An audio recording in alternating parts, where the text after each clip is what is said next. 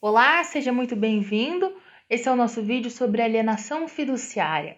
Talvez por esse nome seja um pouquinho difícil identificar do que se trata, mas certamente você já ouviu falar em alguns programas de habitação do governo federal, como o Minha Casa Minha Vida e agora o vigente Casa Verde e Amarela. Ambos esses contratos têm em comum uma garantia muito utilizada, que é a alienação fiduciária. A alienação fiduciária é um sistema bastante complexo quando analisado no nosso ordenamento jurídico. Nós temos essa garantia aplicada aos bens móveis e até a ações. Para os bens imóveis, essa modalidade foi trazida com a Lei 9.514 de 1997. Dada a bondade desse sistema, que se fez bastante eficaz nessas outras modalidades e foi incorporada, foi trazida para os bens imóveis. Assim, a alienação fiduciária configura uma revolução no nosso direito brasileiro. A definição do que é alienação fiduciária, a gente encontra logo no artigo 22 dessa lei, que diz o seguinte: a alienação fiduciária regulada por essa lei é um negócio jurídico pelo qual o devedor ou fiduciante, com o escopo de garantia, contrata a transferência ao credor ou fiduciário da propriedade resolúvel de coisa imóvel. Aqui parece um pouquinho complexo, mas se a gente dividir esse artigo em algumas partes, a gente consegue compreender exatamente o que esse conceito está nos trazendo. Quando ele fala em fiduciante, ele está falando no devedor, naquele que contrata essa garantia. Quando ele fala em fiduciário, ele está falando no credor, na instituição financeira, por exemplo, no caso desses programas mencionados. Quando ele fala também com o escopo de garantia, ou seja, com o objetivo de gerar uma garantia, o fiduciante transfere a propriedade resolúvel ao fiduciário. Ou seja, o que isso significa? Significa que no momento da constituição da alienação fiduciária, é transferida para o credor a propriedade resolúvel, ou seja, acontece no direito um fenômeno chamado desdobramento da posse, onde o fiduciante, o devedor, ele ficará com a posse direta, ou seja, ele pode usufruir, fazer benfeitorias no bem, e o fiduciário permanecerá com a posse indireta desse bem.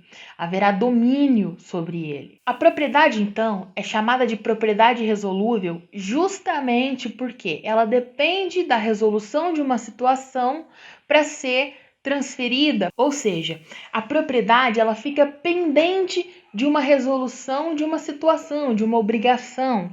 E isso faz com que a propriedade fiduciária seja chamada de propriedade clausulada, porque há essa imposição, há essa questão, há justamente essa condição do pagamento dessa dívida. O artigo seguinte é muito importante, porque ele vai dizer basicamente que, o artigo 23, ele vai dizer basicamente que para a constituição da alienação fiduciária é necessário o registro do contrato junto ao registro de imóveis competente.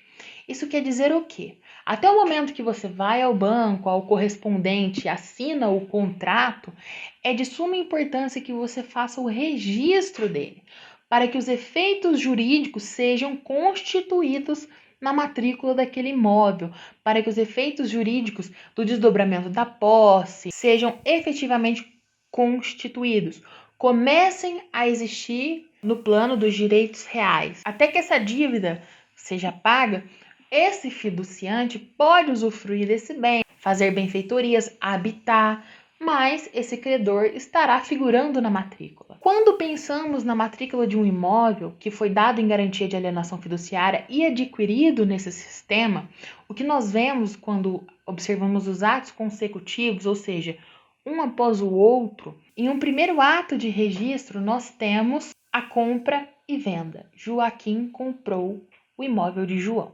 No próximo registro, logo em seguida, Joaquim deu o imóvel em garantia de alienação fiduciária ao banco, à instituição financeira. Então, veja, ele adquire o imóvel e logo em seguida ele dá em garantia. Com o respectivo pagamento e quitação total do débito, é necessário fazer uma averbação de cancelamento desse contrato, dessa alienação fiduciária. E isso não acontece de forma automática. Muitas pessoas acham, eu paguei a minha casa faz mais de 10 anos e achei que estivesse certo.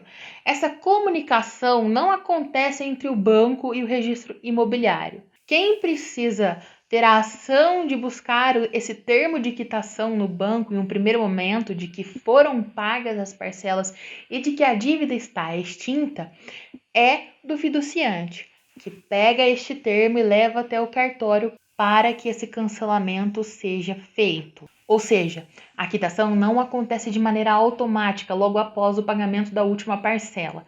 É necessário ainda buscar esse termo de quitação, buscar esse documento junto à sua instituição financeira, por exemplo. Agora, um dos aspectos mais importantes da alienação fiduciária, para quem tem interesse em contratá-la ou não sabe como funciona, é justamente a sua execução, que acontece de forma extrajudicial. Isso significa que essa execução não demanda o judiciário, você não precisa entrar com um processo, o credor não vai entrar com um processo, toda a questão de penhora, como a gente viu em outras garantias, como a hipoteca, por exemplo. Na alienação fiduciária, todo o processo é feito via cartório. O fiduciário envia ao registro de imóveis uma relação das parcelas vencidas, vencendas e toda a questão desse inadimplemento. Consequentemente, o registro de imóveis fará a intimação desse fiduciante, que terá um prazo para pagar essa dívida. E nesse momento os prazos são bastante rápidos. E se não houver o pagamento, o que vai acontecer em pouco tempo é a consolidação da propriedade em nome do fiduciário, ou seja, na titularidade do fiduciário.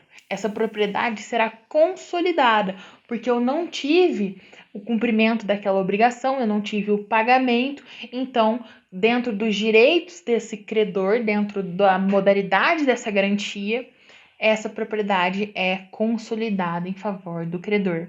Esse imóvel segue para leilões públicos.